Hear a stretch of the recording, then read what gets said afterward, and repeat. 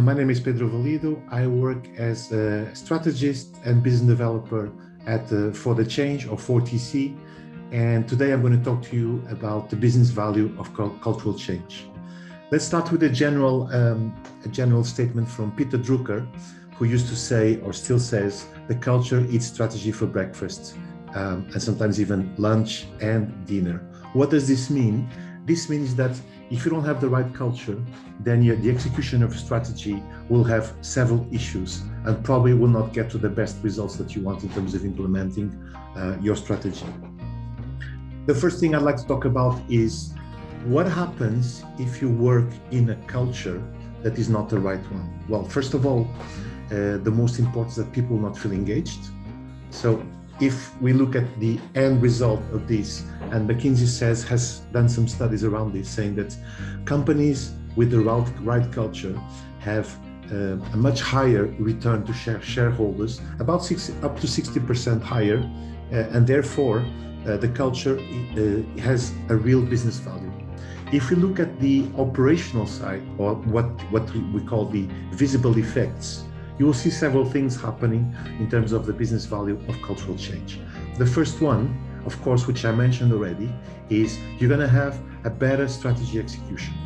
People in the right culture are more engaged, they're more willing to come to work, there's less absenteeism, there's more retention, and therefore, whatever you are doing in day-to-day will have a much better flow in terms of how things are progressing, how things are going, the passion that people have around their topics. And on the second point I'd like to also emphasize is that companies with higher performing cultures are easier to adapt to the market. There's one thing we can definitely say is that there's been a lot of changes lately, to say the least, especially in this COVID world. So the companies that are quicker and easier to adapt are going to have higher performance, generally speaking. Not only because of the internal aspect of performance, but it will reflect also on the market, how easier they adapt and innovate in this ever-changing world.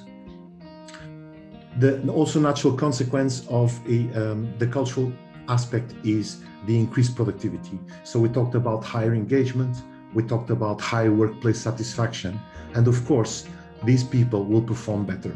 There's also an increased value of the people. So it's also good for the people as individuals because they'll get more knowledge, they'll have more skills, there's going to be greater leadership, and therefore these people are more marketable in the market in terms of the value that they have as individuals.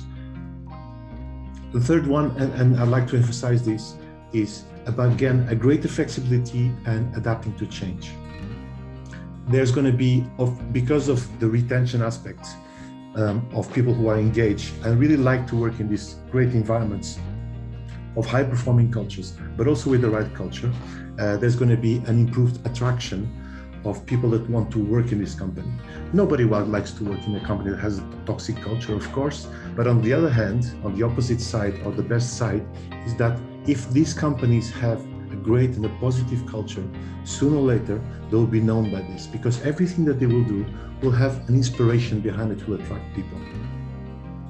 So also on the business or the sales aspect, which I believe it's a really important one, we talked about high return to shareholders. How does this happen?